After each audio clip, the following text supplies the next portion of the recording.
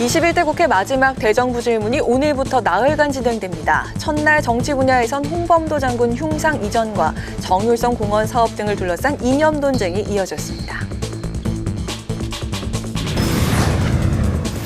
국회 과학기술정보방송통신위원회가 우주항공청법 처리를 위한 안건조정위원회를 구성했습니다. 여야는 종합토론을 거쳐 25일 최종 결론을 내기로 했습니다. 추모제 참석 교사들에 대한 징계는 없을 것이란 이주호 부총리 입장에 여야가 환영의 뜻을 밝혔습니다. 여야는 교권 회복과 공교육 정상화를 위한 입법도 신속히 마무리하겠다고 강조했습니다. 파워 인터뷰. 오늘은 하태경 국민의힘 의원과 함께 CCTV를 통해 강력범죄와 사회적 재난을 예방하고 경찰과 소방의 업무 대응력을 높일 수 있는 현실적인 대책은 무엇인지 살펴보고 홍범도함의 명칭 변경 논란과 이념 논쟁이 총선에 어떤 영향을 주게 될지 자세한 이야기 들어보겠습니다.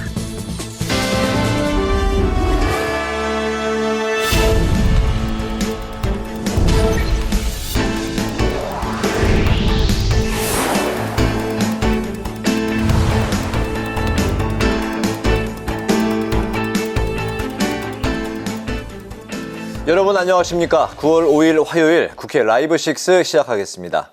오늘 뉴스는 대정부 질문 중계방송으로 조금 늦게 방송합니다. 국회가 오늘부터 나흘간 한덕수 국무총리를 비롯한 국무위원들을 상대로 대정부 질문을 진행하는데요. 첫날 정치 분야에서는 이념 논쟁이 벌어졌습니다. 국민의힘은 정율성 공원 건립을 겨냥했고 민주당은 홍범도 장군 흉상 이전에 대해서 비판의 목소리를 높였습니다. 김동기 기자가 보도합니다. 정치 분야 국회 대정부 질문에서 여야는 이념 공방을 벌였습니다. 국민의힘은 광주광역시에 북한과 중국의 침략군 군가를 작곡한 정율성 공원 추진과 문재인 정부에서 육군사관학교 6.25 전쟁사의 선택 과목화 등을 거론하며 대한민국 정체성을 부정하는 시도가 계속되고 있다고 주장했습니다. 정율성 기념공원은 우발적 사건이 아닙니다. 대한민국 정체성과 자유민주주의 체제에 도전해왔던 여러 시도 중에 하나입니다. 국가가 침략자와 간첩을 기른다면 누가 나라를 지키겠습니까? 더불어민주당은 홍범도 장군 흉상 이전의 공세를 펼쳤습니다. 자랑스러운 우리 독립운동의 역사와 독립운동가들의 숭고한 희생을 모독하는 것이라며 목소리를 높였습니다. 조국 독립을 위해 싸운 독립운동가들하고 윤석열 정권이 싸우고 있다고 봅니다. 이게 말이 됩니까? 왜 그렇게 싸우려고 됩니까? 독립운동가를 찬양하지를 못하고 철거를 한다? 국민들에게 이해한다고 생각하세요? 홍범도 장군님의 독립운동에 있어서의 업적은 존경하고. 그러면은 철거를 왜 합니까? 철거를 안 하시고 더 찬양해야죠. 다만 사관학교의 정체성과 생도교육에 부합하도록 그런 교내 기념물을 정비하는 계획의 차원에서 봤을 때 여야는 일본 오염수 방류를 두고도 맞섰는데 한덕수 국무총리는 과학적인 검증을 거듭 강조했습니다. 친민주당 언론들도 왜곡 보도만 남발하고 있어 우리 수산업을 황폐화시키고 있습니다. 철제 일본 내각과 도쿄전력의 시각을 인용하고 또 옹호를 했습니다. 이렇게 제발 문제가 있으시면 과학으로 토의하고 논의했으면 좋겠습니다. 이렇게 제발 우리 어민들 100만 넘는 어민들이 이런 잘못된 가짜 뉴스에 의해서 영향을 받지 않도록. 이 밖에 국민의힘은 대장동 의혹 핵심 인물인 김만배 씨의 허위 인터뷰에 대해 최대 정치 공작 사건이라며 철저한 수사를 당부했고 민주당은 이태원 참사와 오송 참사 등을 지적하며 윤석열 정부의 책임 있는 자세를 촉구했습니다.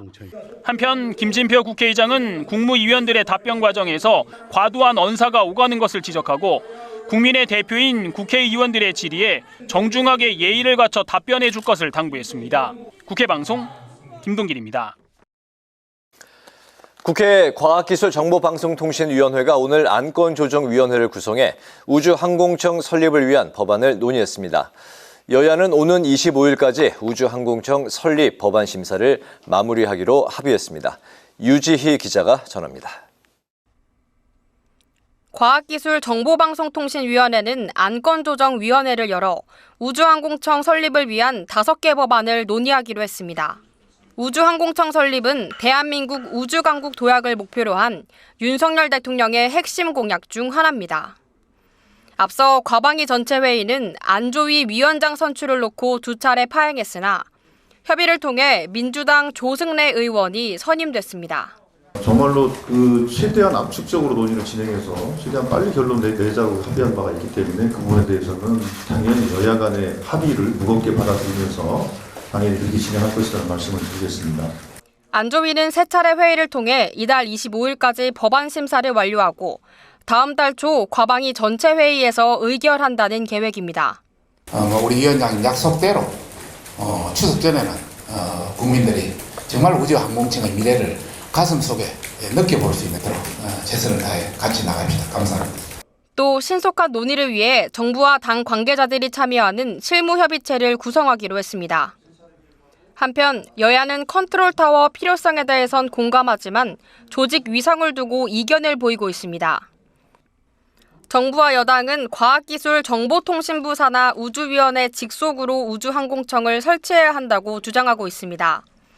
하지만 야당은 차관급인 우주항공청을 장관급인 우주전략본부로 격상시켜 독립행정기관으로 두어야 한다고 맞서고 있습니다. 여야의 의견 차이가 적지 않아 우주항공청이 올해 안에 설립될 수 있을지 관심이 모아지고 있습니다. 국회방송 유지입니다. 서희초 교사 49제이자 공교육 멈춤의 날인 어제 교사들은 집단 휴가를 내고 국회 앞을 비롯한 전국 각지에서 집회를 열었는데요. 여야는 교권 보호를 위한 법안을 속도감 있게 처리하겠다고 모처럼 입을 모았습니다. 김동희 기자입니다. 서희초 교사 49제 추모제에 다녀온 여야 원내대표는 진상규명과 공교육 정상화를 위해 국회가 행동하라는 교사들의 외침에 교권 회복 법안을 신속 처리하겠다고 한 목소리를 냈습니다. 국민의힘은 교권 유린 과정에서 교사들의 극단적 선택이 계속되지 않도록 교권 보호 4대 법안이 속히 통과되도록 적극 노력하겠다고 강조했습니다. 앞서 교사들의 집단 행동이 교육 차질을 빚을 수 있다며 우려한 국민의힘은 입장을 바꿔 교육부의 관용적 입장을 당부했고 교육부는 집회 참석 교사들에 대한 징계 방침을 거두겠다고 밝혔습니다. 어제 공교육 멈춤의 날을 위한 교사들의 연가 및 병가 사용과 관련해서도 우리 국민의힘은 정부의 관용적 입장을 취해 줄 것을 당부드리겠습니다. 법에도 눈물이 있는 것이며 이번 사안은 예외를 허용하기에 충분한 사안이라고 생각합니다. 또 교사들이 집회에서 낸 목소리를 깊이 새기고 교권 확립과 교육 현장 정상화를 위해 정부와 함께 모든 노력을 다하겠다고 밝혔습니다. 더불어민주당도 생명을 잃고 나서야 희생자 이름으로 법안을 만드는 일을 반복해선 안 된다며 이번 달 안에 교권 회복 입법을 마무리하겠다고 강조했습니다. 그러면서 선생님들의 실천이 공교육 바로 고침 시작으로 기록되길 바란다고 밝혔습니다. 민주당은 선생님들의 목소리를 바탕으로 9월 국회 본회의에서 교권 회복과 공교육 정상화를 위한 입법을 반드시 매듭짓도록 하겠습니다. 선생님들의 사회적 죽음이 더 이상 있어서는 안 됩니다. 민주당이 무한 책임을 갖겠습니다. 선생님들을 외로운 섬으로 놓아두지 않겠습니다. 하지만 학생의 교권 침해 행위를 학교 생활기록부에 기재하게 하는 교원지휘법을 두고는 여야 의견이 엇갈려 오는 7일 교육위원회 법안심사 소위에서 진통이 예상됩니다. 이런 가운데 윤미향 무소속 의원이 친북단체인 제1본 조선인 총연합회 행사에 참석한 것을 두고 여야는 대립했습니다. 국민의힘은 반국가 단체 주최 행사에 참석한 건 국회의원 자격이 없다며 사실상 민주당 의원으로 활동하는 윤 의원을 민주당이 제명하라고 촉구했고 민주당은 국회 윤리특별위원회에서 사실관계를 확인하고 잘 검토할 것이라고 밝혔습니다.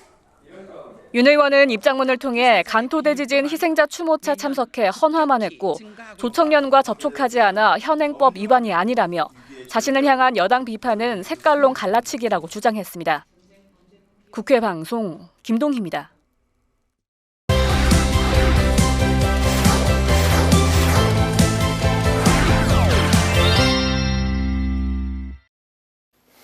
네, 오늘 이슈픽 서완한 개건 기자와 함께 오늘 국회에서 열린 대정부 질문 속 주요 현안들에 대해서 정리해 보겠습니다. 서 기자 어서 오세요. 네, 안녕하십니까? 네, 반갑습니다.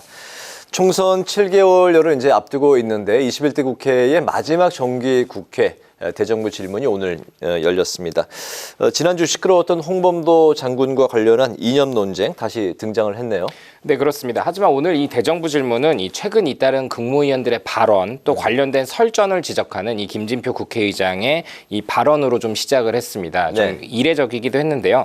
김진표 의장은 이 의회 민주주의에 어떤 다양한 의견을 들을 필요가 있지 않냐라고 하면서 의견이 다른 국회의원들의 발언이 좀 나오더라도 좀 자제해달라. 이걸 보고 들은 국민들이 결국 판단할 몫이다라고 얘기를 했거든요. 하지만 역시 오늘도 이 국회의원들의 질의 또 국무위원들의 답변 과정에서 야유와 비판이 오가는 그런 대정부 질문이었습니다. 첫 질의를 맡은 이 서른 민주당 의원부터 이 이념 논쟁 이슈가 다시 등장을 했습니다. 이 서른 의원은 이 홍범도 장군의 광복 전의 소련 공산당 입당 성격은 함께 있었던 이 동포들의 생존용이다라고 분석을 했습니다. 이에 한덕수 총리가 이 교육 차원에서 육사의 흉상 재정비를 검토 중인 것이고 이는 또 육사와 국방부가 답변할 문제다라고 답을 했는데요. 이 보수 일각에서도 비판이 나오다 보니까 국방부 차원의 이슈로 조금 조심스럽게 답하는 방식을 선택한 것 같습니다. 하지만 민주당은 이에 보태서 이 백선엽 장군의 친일 행적을 배제하려는 것이 뉴라이트 사관이라고 비판을 했고요. 거꾸로 국민의힘은 권성동 의원 등이 이 광주 출신의 중국음악가 정율성 역사공원 조성의 문제점을 국무위원들에게 묻는 방식으로 이념 논쟁에 맞섰습니다. 네, 후쿠시마 오염수 방류 이슈도 역시 야당의 집중 공세 지점이었는데 대정부 질문에서 여야가 서로 강하게 부딪히는 일도 있었어요. 네, 오늘 가장 강하게 한덕수 총리가 발언한 부분인 것 같습니다. 민주당이 오늘도 이 후쿠시마 오염수 방류 부분에 대해서 정부의 정확한 입장이 무엇이냐라고 거듭 물었고요. 이 한덕수 총리는 이 오염수 방류가 아니라 오염수를 과학적으로 처리한 것에 대한 방류를 얘기하는 것이며 이것에 대해서는 반대하지 않고 그것은 문재인 정부 때의 기조와도 같다라면서 답변을 했습니다. 하지만 김두관 의원은 이 대통령이 일본의 편에 서 있다라고 지적을 했고 서른 의원 등 다른 민주당 의원들도 국민들이 납득하지 못하고 있다라고 비판을 했는데요. 특히 이 과정에서 서른 의원이 이 탄핵 사유에 해당한다라고 얘기를 했다가 국민의힘 의원들이 강하게 반발을 하면서 고성이 오가는 그런 모습도 있었습니다. 김진표 의장의 모두 발언이 좀 무색해지는 그런 부분이었는데요. 한덕수 총리는 이에 이 거듭 과학으로 논의하고 토의해달라, 어민들이 잘못된 가짜뉴스에 영향을 받지 않게 해달라라고 얘기를 했지만 민주당 의원들이 오히려 이에 항의하는 모습도 있었습니다. 네, 그런가 하면 오늘 이제 국민의힘이 대선 당시 있었던 대장동 사건과 이제 관련한 김만배 신앙림 언론노조 위원장 관련한 그 허위 보도론 문제 삼으면서 이슈가 커졌어요? 네, 그렇습니다. 일단 논란부터 조금 정리를 해보겠습니다. 일단 검찰의 압수수색과 함께 이 사건이 지금 최근에 수면 위로 드러난 상황인데요. 이 대장동 사업의 핵심 인물이었던 김만배 씨가 2021년 9월 이 신앙림 전 언론노조 위원장과 인터뷰를 했습니다. 당시 뉴스타파의 전문위원이었는데 이 인터뷰에서 윤석열 대통령이 검사 시절에 부산저축은행 사건을 무마해줬다라는 의혹을 제기한 겁니다. 그리고 검찰은 최근에 신 전 위원장 등의 압수수색을 시도하면서 이 사건을 대선 조작 사건이다라고 보고 있습니다. 대통령실도 오늘 핵심 관계자 발로 이 사건에 대해서 설명을 하면서 희대의 대선 공작이다라고 사건의 심각성을 지적을 했는데요. 오늘 대정부 질문에서 권성동 국민의힘 의원은 이 가짜 허위 선동이었다면서 왜 대선 6개월 전에 인터뷰를 하고 정작 언론에 노출을 하는 것은 선거 3일 전이었냐. 또 이에 대해서 MBC 등 주요 매체들이 큰 뉴스로 다뤄서 인용 보도한 부분에 대해서도 문제를 제기했습니다. 이에 대해서 한동훈 법무부 장관은 이 가짜뉴스 또 선거 공작이 처벌받지 않고 넘어가다 보니까 정치적으로 남는 장사가 돼서 계속 이뤄지고 있는 것 같다며 검찰 수사를 통해서 엄정한 책임을 묻겠다라고 답을 했습니다. 당시 이재명 대선 후보는 이 보도가 나오자 이를 활용해가지고 윤석열 게이트다라고 언급을 하면서 널리 알려져야 된다라고 트윗을 하기도 했는데요. 이 검찰 수사는 이 김만백 신앙림 간의 인터뷰 배경뿐만 아니라 이와 연결된 이 정치권까지 이어질 가능성도 있어서 이 관련된 검찰 수사가 한동안 이 정치권에서 계속 언급될 것 같습니다. 네, 가짜 뉴스 또 이제 언론과 관련한 이슈들이 계속해서 이제 나오고 있네요. 그런가 하면 이제 그 윤미향 의원의 간토 대지진 추모 행사 참여가 이제 논란이 되고 있는데 조총련에서 주최한 행사에 윤 의원이 간 게 지금 현재 그 문제가 되고 있는 거죠? 네, 그렇습니다. 일단 대통령과 국민의힘 입장을 정리를 하면요. 조총련은 친북단체인데 이 친북단체 행사에 국회의원이 간 것은 문제의 소지가 있다는 겁니다.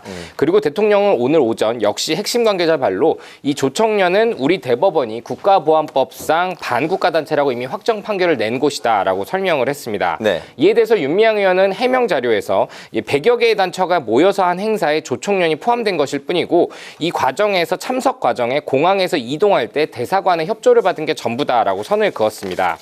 하지만 윤석열 대통령은 지속적으로 이념 문제를 언급하고 있죠. 자연스레 이 국가보안법 위반 혐의에 대한 수사 가능성도 점쳐지고 있습니다. 그리고 한덕수 총리도 오늘 대정부 질문 때 관련 질문이 나오자 이 국회의원으로서 적절하지 않은 자리에 참석한 것 같다라고 평가를 하기도 했습니다. 국민의힘 윤재욱 원내대표는 한 발 더 나아가서 이 행사에 참여했던 윤미향 의원이 사실 무소속이지만 민주당에 있었기 때문에 민주당이 침묵하는 것도 문제라고 비판을 했습니다. 일단 민주당은 이 부분에 대해서 말을 조금 아끼는 상황입니다. 박주민 의원이 한 라디오에 출연해서 왜 검사 출신인 대통령이 이런 문제까지 언급을 하냐라고 비판을 하긴 했지만요. 네. 민주당은 오늘 원내대책회의 등 이 주요 현안의 자리에서 이 윤 의원의 조총련 행사 참석 논란에 대해서 언급을 하지 않았습니다. 윤 의원이 탈당해서 현재 무소속인 점, 또 사안에 적극 대처하는 게 오히려 총선을 앞두고 민주당에 불리하게 작용할 수 있는 점 등을 고려해서 선을 긋는 전략을 선택했다는 평이 나옵니다. 그렇군요. 어쨌든 그 국민의힘 입장은 윤 의원이 조총련이 주최한 행사에 참여한 거다. 윤 의원은 100개 정도 단체가 모여서 한 행사에 조총련이 그중에 한 단체로 참여한 것뿐이다. 이렇게 이제 맞서고 있는 상황이고 이제 국민의힘은 윤 의원을 국회 윤리위 징계안을 제출한 그 상황. 이렇게 정리하면 될까요? 네, 그렇습니다. 네, 오늘 이슈픽은 여기까지 듣도록 하겠습니다. 서원한 기자 수고 많았습니다.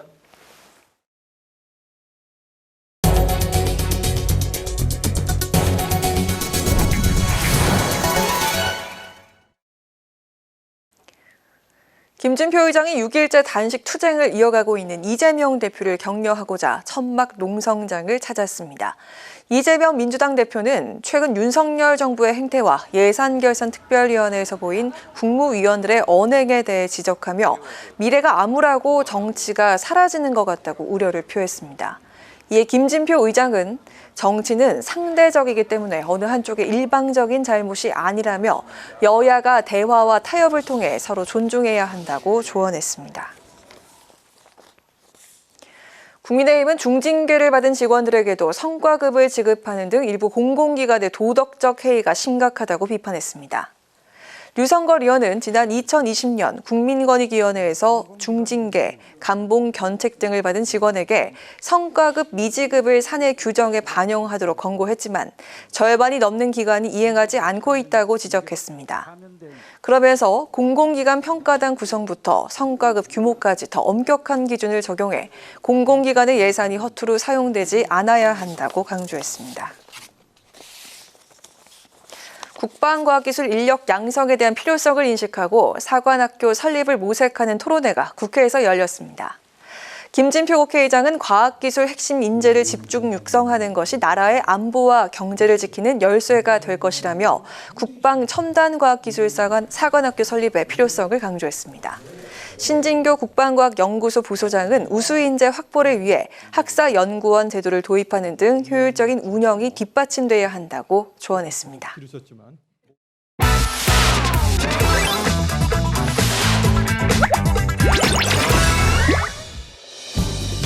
9월 5일 강아랑이 전해주는 정치권의 뜨거운 말말말 강아랑의 정치랑입니다. 첫 번째 주제, 호칭 설전입니다. 이동관 방통위원장과 고민정 민주당 의원이 국회 과학기술정보방송통신위원회 전체 회의에서 가짜뉴스 논란을 놓고 거친 설전을 벌였습니다. 최근 불거진 대장동 의혹 핵심 김만배 씨의 가짜 인터뷰 논란에 언급이 이어졌는데요. 당시 인터뷰는 지난 2021년 9월 김만배 씨가 신앙림 전 언론노조위원장과 만나 당시 대통령 후보였던 윤석열 후보가 2011년 부산저축은행 사건 수사 때 대장동 대출 브로커를 만나 커피를 타주고 사건을 무마했다는 내용이었습니다. 이 내용을 바탕으로 당시 민주당은 대장동 사건은 윤석열 게이트라고 주장한 바가 있었죠.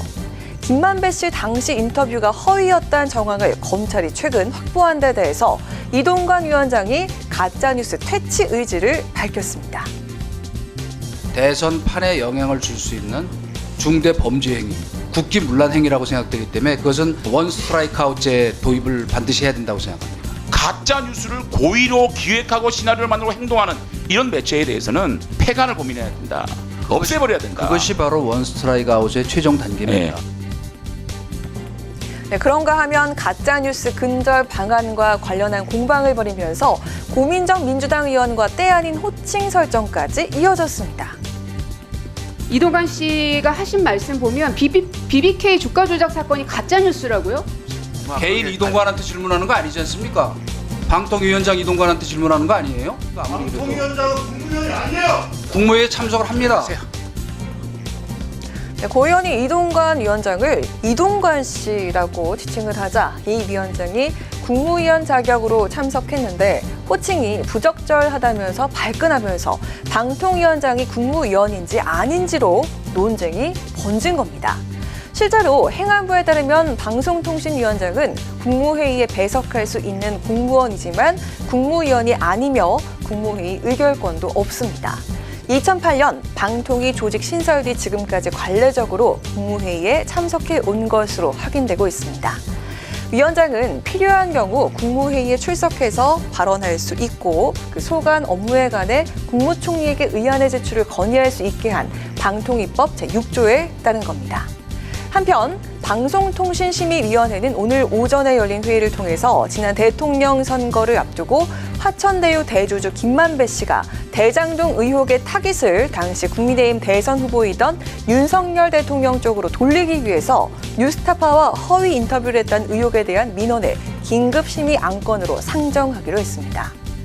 가짜뉴스를 국기문란 행위로 규정한 이동관 방통위원장, 긴급심의 안건으로 상정된 가짜 인터뷰 의혹에 대한 심의 결과에 귀추가 주목됩니다. 두 번째 주제, 반국가 행위입니다. 윤미향 무소속 의원의 조총련 관동대지진 조선인 학살 추모식 참석 논란으로 정치권의 파장이 거셉니다. 윤석열 대통령 역시 윤 의원을 겨냥한 듯 수석비서관 회의에서 국채를 파괴하려는 반국가 행위라고 비판한 것으로 전해지고 있습니다. 무슨 반국가 행위다라고 지금 단정을 저버릴 만한 정황이 명백하게 드러난 것이냐. 조총련계 행사가 있었다, 거기 갔다. 뭐 그거 말고는 지금 특별히 드러나는 게 없지 않습니까? 그런 성격의 단체 행사만 갔다고 해서 반국가 행위가 되는 건 아니잖아요. 대통령이 나서서 바로 반국가 행위다 이렇게 얘기해버리는 거는 검사 출신 대통령이신데 좀 아니신 것 같은데요, 그런 건. 지난 1970년 대법원은 조총련을 대한민국을 부인하고 국계를 지지 찬양하는 반국가 단체라고 확정 판결한 바 있습니다. 또한 조총련은 북한 김정은 국무위원장으로부터 북한 최고 등급인 노령영웅 칭호와 함께 국기훈장 1급을 받은 인물이 의장을 맡고 있는 단체이기도 합니다. 윤 의원이 자신의 이번 행사 참석을 사전에 정부에 알리지 않은 점 또한 법적으로 문제가 되고 있습니다. 저는 조총련하고 접촉할 이유도 없었고 거의 모든 추도사업 추진위원회 조총련이 참여를 했고 저도 거기에 당연히 모든 행사에 참여를 했기 때문에 다 거기에는 결합이 되어 있는 거죠. 이 정부가 왜 이렇게 하고 있는가라는 것을 느끼게 됩니다만은 저는 당당합니다. 저는 조총련을 만나러 갈 계획을 세우지도 않았고요. 남북교류협력법의 사전 접촉 신청이라는 거는 특정화가 돼야 돼요. 내가 어떤 행사에 누구를 만나러 가서 어떤 정보를 주고받을지.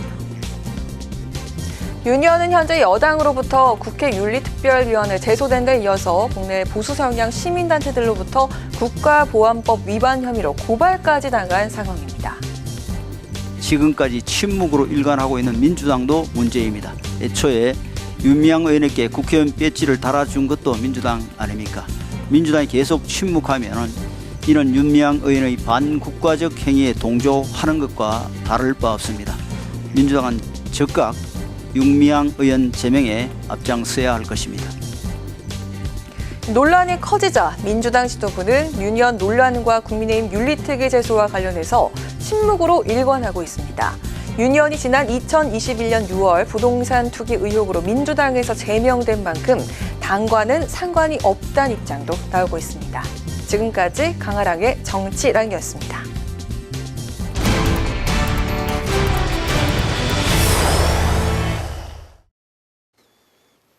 이재명 대표가 단식 엿새 차에 접어들었습니다. 민주당 전 현직 인사들이 단식 중인 이재명 대표를 격려하면서 단일 대우를 형성하고 있는 분위기인데요.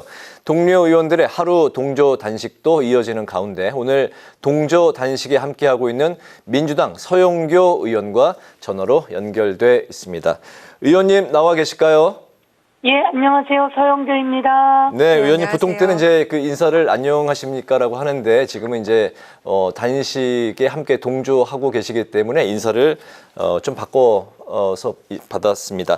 그 현재 그 이재명 대표의 건강 상태가 어떤지 궁금하고 또 이재명 대표의 단식이 그 현재 그 민주당 전체 좀 분위기가 좀 어떤 흐름으로 이어지고 있는지 같이 좀 들어볼까요? 예, 이재명 대표가 단식 6일차가 됐습니다. 네. 보통 5일에서 6일차가 가장 힘들다고 이야기를 하지요. 그런데 가장 힘들지만 잘 극복해내고 있고요. 그리고 건강이 어떠느냐라고 많이 이야기를 하시는데요. 네. 건강은 지금 괜찮은 상황이다. 다행입니다. 말씀드리겠습니다. 네. 그런데 이제 5일에서 6일차가 가장 힘들기 때문에 힘든 모습이 보이지만 사실 단식하고 있는 곳에 아주 많은 시민들이 국민들이 와서 격려를 해주시고 이 공간 자체가 그 민주당의 뿌리였던 어른들 그리고 평범한 국민들 대학생들 청년들 그리고 여성 어른들 참 많이 오십니다. 그래서 이재명 대표는 거기에서 힘을 좀 받고 있는 상황이다 이렇게 말씀드릴 수 있을 것 같으네요. 네. 네. 어제는 그 이해찬 전 민주당 대표 또 오늘은 김진표 국회의장이 차례로 이제 방문을 했습니다. 그 이재명 대표의 이제 단식을 두고 여야 간에 이제 그 서로 평가가 이제 갈리고 있습니다. 의원님이 보시기에는 이재명 대표의 그 단식이 좀 어떤 효과로 이어지고 있다고 생각을 하실까요? 이재명 대표는 아주 오래전부터 고민했습니다. 저에게도 그렇고 야당 대표를 만나지 않는 윤석열 대통령 그리고 야당 대표를 계속 검찰 수사를 통해서 소환하고 구속영장을 발부하고 그리고 또 국민의 경제를 살려야 되는데 경제는 사실 최악의 나락으로 빠져드는데 경제에 대한 조언을 할 수도 없고 그리고 국민이 힘들다고 하는데 이 나락으로 빠져드는 경제에 대해서 어떤 대책과 대안도 없고 실제로 대통령이 특별히 대책이 없다고 얘기를 했었습니다.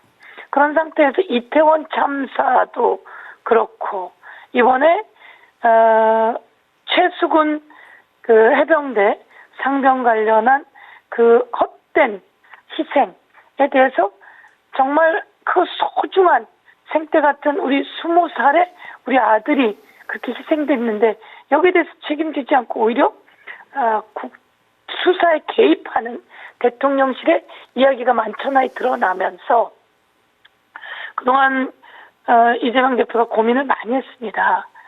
이렇게만 갈 수는 없을 것 같다. 그래서 뭔가 해야 될 것 같다는 고민을 많이 했고 그 고민이 이번에 몇 차례에 걸쳐서 저희가 만류했었죠.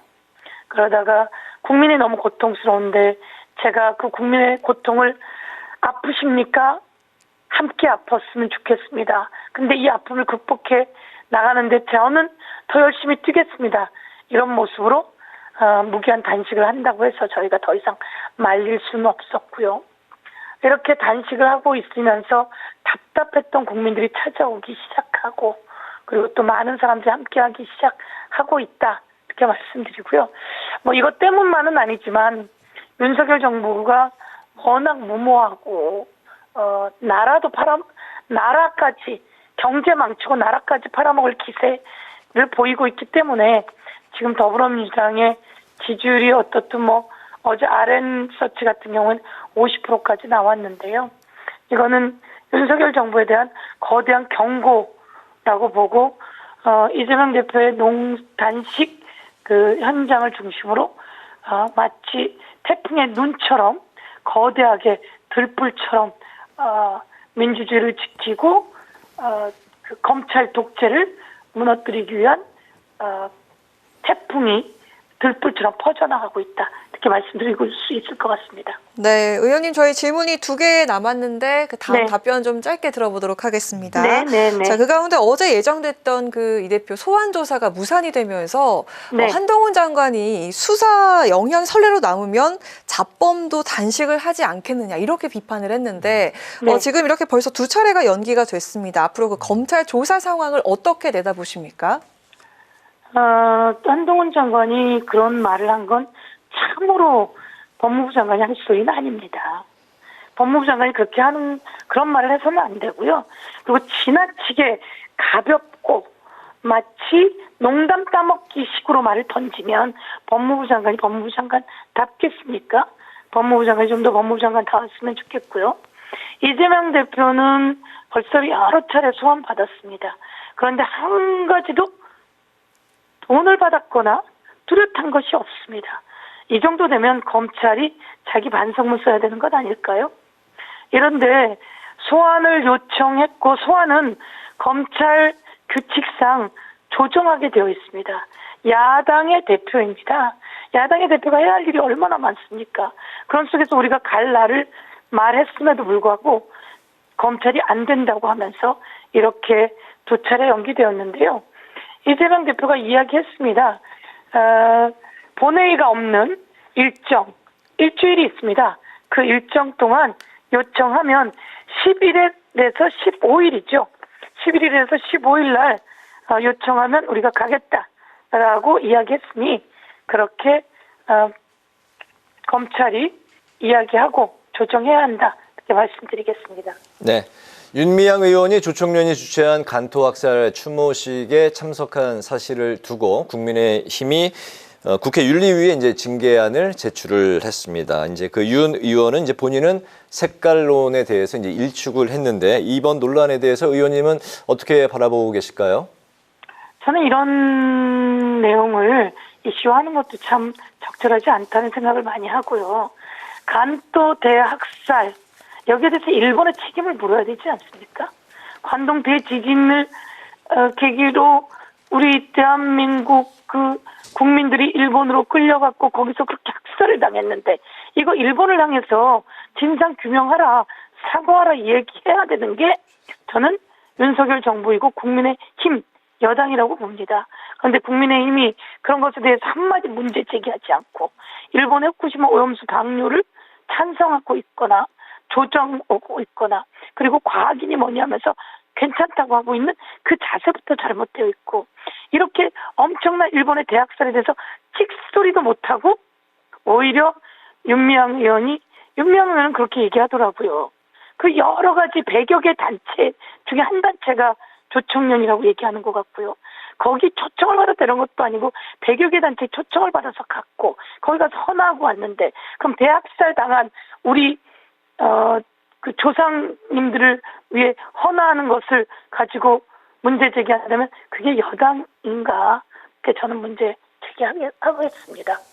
네, 오늘 말씀은 여기까지 듣겠습니다. 고맙습니다. 네, 고맙습니다. 네, 지금까지 서영교 민주당 최고위원과 이야기 나눠봤습니다.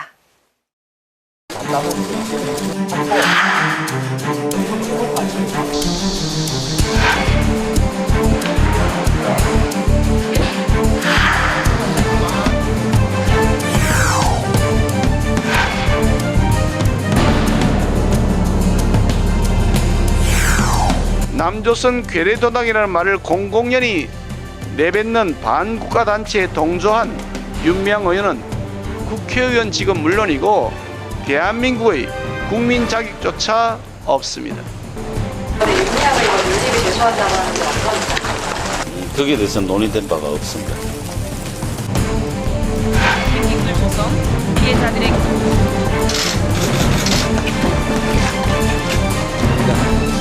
이제 우리 한국 사회 최근 강력 범죄가 잇따라 발생하면서 지자체마다 CCTV를 추가로 설치하고 있습니다. 하지만 경찰과 지자체 간의 CCTV가 따로 관리가 되면서 범죄 사각지대에 대한 우려가 해소가 되지 않고 있는 상황인데요. 이를 해결하기 위한 현실적인 대안은 무엇인지 관련 법안을 대표 발의한 하태경 국민의힘 의원을 모시고 자세한 관련 이야기를 나눠보겠습니다. 의원님 반갑습니다. 네, 안녕하세요. 네, 바로 이제 질문을 드릴게요. 재난 관리 업무를 이제 효과적으로 처리하기 위해서 신속 재난 대응 CCTV 통합법을 대표 이제 발의하셨는데 이 법이 이제 구체적으로 좀 어떤 내용이고 또 법안을 발의하게 된 계기부터 들어볼까요? 이제 우리 국민들은 이제 우리나라 곳곳에 CCTV가 있으니까 안전히 잘 관리될 거라고 생각을 하지만 이제 CCTV 구조는 이제 관리하는 주체에 따라서 연결이 안 돼 있어요. 그러니까 이번에 이제 이태원 사고를 보면서 111로 경찰로 신고가 가잖아요. 그럼 경찰이 그 현장을 바로 CCTV를 볼 수 있으면 대응이 빠를 텐데 못 봐요. 왜 그럴까요? 이게 왜 어떻게 돼 있냐면 이태원은 용산이잖아요. 용산구청에 있는 거예요.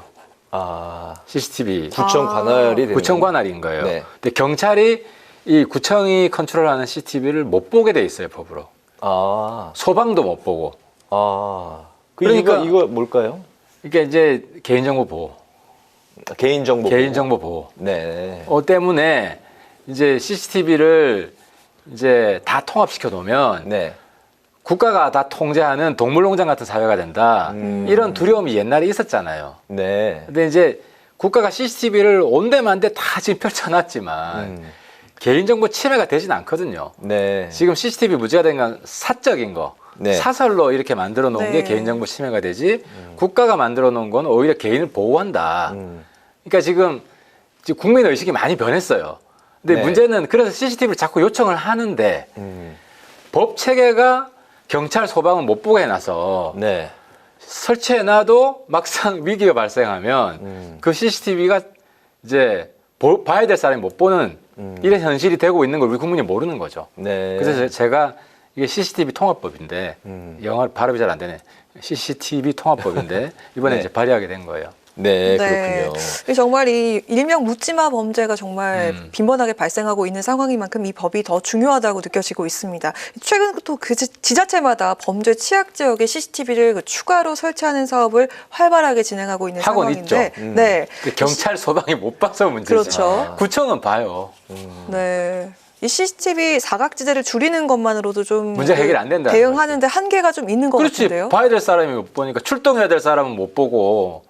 출동 안 하는 사람만 보고 구청 직원들은 보는데 경찰관들은 못 보니까 해당 지역에 있는 구청은 그 CCTV를 다 볼 수가 있고 하지만 경찰과 소방청은 못 보고 그런 상황이 되는 거예요? 그렇죠. 그렇게 구조가 돼 있는 거예요. 그리고 경찰이 보는 CCTV가 또 있는데 그거는 골목골목에는 CCTV가 아니고 도로변에 있는 교통이 원활한지 그걸 보는 CCTV는 볼 수 있어요. 그런데 이태원 같이 꼴목이잖아요. 이제 그런 거는 구청만 볼 수 있게 돼 있는 거죠. 어쨌든 그 CCTV를 이제 둘러싸고 이제 국가가 관리하는 게 좀 비효율적인 면이 있다라는 데에 이제 문제 의식을 갖고 이 법안을 칸막이가 심하게 쳐져 있더라. 그렇군요. 칸막이가 이제 있고 지자체가 그러니까 이게 코로나 때도 그런데요. 코로나 때도 우리가 역학조사라 그래가지고 어떤 사람이 카페 갔다가 어디 뭐 또 다른 물건 사러 갔다가 이러면 다 일일이 묻고 조사해야 나오잖아요.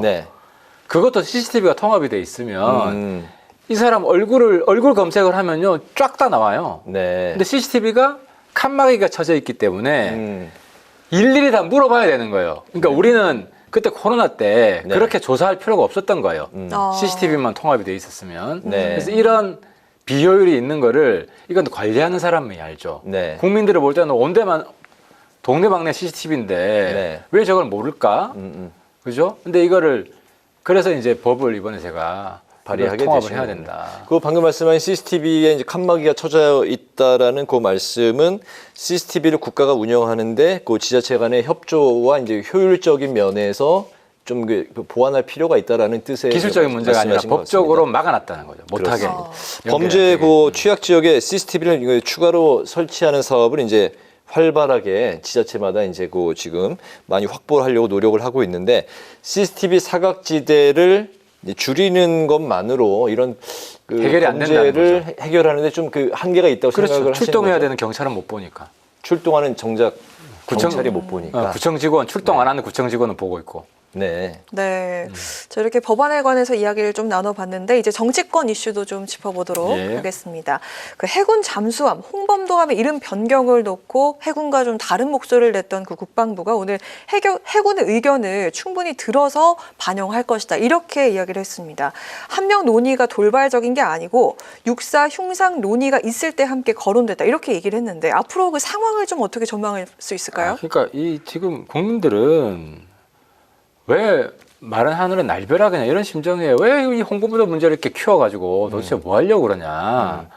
그러면서 이제 다시 이제 공산주의 들고 나오잖아요. 근데 이제 우리가 알아야 될 거는 40년대 공산주의는 친북이 아니었어요. 그때 북한은 존재하지도 않았고 40년대 공산주의 소련 공산당은 미국과 연합군이었고 친미고 반일이었습니다. 네. 홍범도 장군은 총 들고 싸운 사람이잖아요. 그때는 조선 땅에 들어올 수가 없었어요. 네. 그래서 당시에 이제 총 들고 싸운 무장 독립군은 중국 아니면 소련 쪽으로 갔던 겁니다.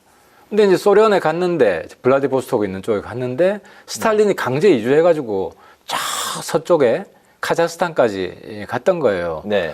근데 그때 공산주의자라고 해서 지금 김일성 편이냐 윤미향처럼 아니라는 거죠. 차라리 홍범도 장군을 문제 삼을 게 아니라 윤미향 같은 사람을 문제 삼아야 되는 거예요. 네. 그래서 국민들은 황당하죠. 뭐 그렇게 한가하냐 이 정부가. 옛날 역사책 자유시 참변 이런 거 국민들이 알 필요 있나요? 이런 것까지 다 들먹여가지고 홍범도 지금 논쟁이 홍범도가 당시에 독립군을 탄압했다. 그게 아니고 오히려 보호하기 노력했다. 역사학자들만 알 수 있는 내용을 가지고 정부가 끼어들고. 네. 그러니까 이 정부가 너무 한가하고 그렇게 할 일이 없냐, 한심하다. 이런 눈으로 지금 국민들이 보고 있는 거예요. 오늘 그 좀 야당 의원이 출연하신 것 같은 그런 분위기의 좀 말씀도 좀 들리는데 그 여당에서는 기관의 그 설립 취지에 맞게 이전하는 거다. 뭐 이런 이제 그 논리. 그러니까 그것도 홍범도 장군을 더 잘 모시기 위해 이전한다. 이렇게 논리가 돼야 돼요. 그러니까 뭐가 있냐면 내가 알아보니까 홍범도 장군 흉상이 있잖아요. 소련 군복을 입고 있어요. 네. 네. 홍범도 장군만. 왜 소련 군복 입고 있냐? 홍범도 장군 살아있을 때 사진이 소련 군복 입고 있는 것밖에 없어요. 네. 그러니까 실물을 똑같이 만들려고 했다. 그래도 그건 아니지. 지금 우리 육사, 우리 군인들이 소련 군복 앞에 격려를 하는 이런 상황이 연출된 거잖아요. 그러니까 정서적으로 거부감이 강했던 거예요, 그동안. 네. 그리고 문재인 대통령 때 가지고 올 때도 말이 많았고 그러니까 이제 박대받는 거지. 네. 육사에 있으면. 그래서 더 잘 모시기 위해서 더 많은 사람들이 오는 독립기념관으로 옮기자. 네. 이렇게 접근을 해야 국민들이 좀 수긍을 할 텐데. 더 잘 모시기 위해서 이전을 하자라는 그렇죠. 논리로. 네. 네. 그런데 그게 아니라 아예 공산주의자라서 이 사람은 이류 독립운동가야. 육사에 있으면 안 돼. 이렇게 접근을 하면 국민들이 이해하기 힘들죠. 그렇다면 총선을 이제 한 7개월 정도 남겼는데 그 국민의힘에도 이런 그 홍범도 장군을 비롯한 이념 논쟁이 우리 당내에서 지금 불리할 것이다. 보수 안에서 싸움이 붙은 거예요. 홍범도 장군 문제를 어떻게 처리할 건가. 그래서 일각에서는 그 똑같은 공산주의 아니냐. 문제 있는 거 아니냐. 이런 시각이 있는 거고. 아니 그때 공산주의랑 지금 공산주의가 같냐. 지금 북한은 세습이잖아요. 옛날 진짜 공산주의자들은 세습 혐오합니다. 북한은 공산주의도 아니에요. 그분들 시각으로는. 그러니까 이제 이런 식으로 왜 보수끼리 전쟁을 붙이고 지금 절박한 중국 경제도 그렇고 경제 문제 심각하고 민생 문제 어려운데 이렇게 옛날 꼭 사색 당파들이 뭐 노론 소론 싸우는 것 같은 지금 그런 상황인 거예요. 총선에도 결코 좋은. 그렇죠. 그러니까 홍범도 시리즈로 예를 들어 지금 뭐 홍범도 함은 이름 안 바꾸기로 한 건 다행인데 뭐 홍범도 함 이름 바꾸자. 국방부 앞에 있는 홍범도 동상도 뭐 다른 데로 이전시키자. 홍범도 1탄, 2탄, 3탄 시리즈로 계속 가서 총선이 홍범도로 가면 이 정부는 국민들 안전이나 민생에 관심 없는 정부로 낙인 찍히는 거죠. 알겠습니다. 그 무소속의 윤미향 의원이 친북 성향의 조총 행사에 이제 참석한 걸 두고 국민의힘이 이제 국회 윤리위에 이제 그 징계안을 제출을 했고 의원직 사퇴도 촉구했습니다. 윤 의원은 이제 뭐 입장문을 통해서 어쨌든 색깔론이다 이렇게 이제 일축을 한 상황인데 이 사안은 어떻게 바라보고 정신 나간 정치인이에요. 그러니까 도쿄 가서 김일성 만세 부른 거랑 똑같은 건데 이런 겁니다. 3.1절 행사를 합니다. 북한도 하고 남쪽 대한민국도 하잖아요. 그럼 두 행사가 같은 날 동시에 있어요. 대한민국 국회의원이 어디 가야 됩니까? 대한민국이 주최하는 3.1절 행사에 가야 될 거 아닙니까? 근데 북한이 주최하는 3.1절 행사에 간 거예요. 똑같은 주제는 뭐 간도 100주기 그건데 조총련은 북한 땅이에요 거기. 그리고 민단이 남쪽이고 일본이 동포가 확연히 갈라져 있어요. 그리고 조총련 학교는 김일성, 김정일 교실에 사진 붙여놓고 수업하는 곳이에요. 그냥 동포가 아니라 그냥 북한이에요, 북한. 근데 거기 가서 대한민국 국회의원이 참여해놓고 지금 뭐 그 추모하는데 뭔 상관이냐. 그럼 앞으로 3.1절 8.15 때도 북한에 가라 그러세요. 참여한 행사이고 그 거짓말은 100개 중에 내가 하나 조사해서 어제 발표를 했는데 그 1시 반 행사는 주체가 백과단체 연합한 데가 아니고 조총련이라고 딱 포스터에 박혀 있어요. 근데 그거를 그 국회 사무처에 그 허위 사실, 허위 공문을 보냈더라고요. 윤미향 의원실에서. 내가 그걸 어제 찾아내가지고 발표를 했어요. 네, 알겠습니다. 뭐 이제 마칠 시간이 됐는데 오늘 뭐 꼭 하시고 싶은 말씀이나 못 하신 말씀 있으시면은. 그건 아니고 아무튼 우리 당 지도부한테 드리고 싶은 말씀은 지금 윤석열 정부가 이렇게 가면 안 된다. 굉장히 심각하게 생각을 해야 되고 총리 답변하는 것도 봤고 국방부 장관 답변하는 것도 봤는데 지금 어쨌든 방향을 잘못 잡고 있습니다. 그래서 대통령실하고도 만나고 내각하고도 만나서 역사 이념이 아니라 경제 민생으로 남은 내년 봄까지 좀 집중할 수 있게 당 지도부가 이때 리더십을 잘 발휘해 주셨으면 좋겠습니다. 알겠습니다. 국회 라이브 6 이제 파워 인터뷰 마칠 시간이 됐는데요. 지금까지 하태경 국민의힘 의원과 함께 신속 재난 대응 CCTV 통합법에 대한 필요성 그리고 윤미향 의원의 조총련 행사 참석 논란에 대한 자세한 이야기를 나눠봤습니다. 오늘 말씀 잘 들었습니다. 감사합니다. 고맙습니다. 네, 고맙습니다. 네, 오늘 국회 라이브 6 여기까지입니다. 시청해주신 여러분 고맙습니다.